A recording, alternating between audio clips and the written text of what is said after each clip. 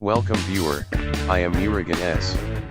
This video tutorial describes how to sign out another user in Windows 10.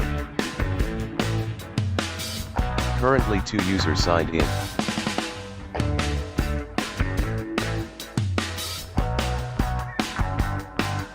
Right-click taskbar. Click Task Manager. Click Users tab. Select username.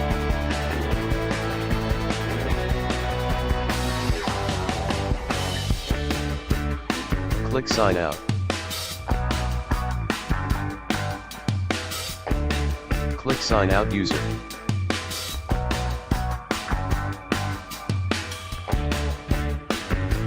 Selected user sign out successfully.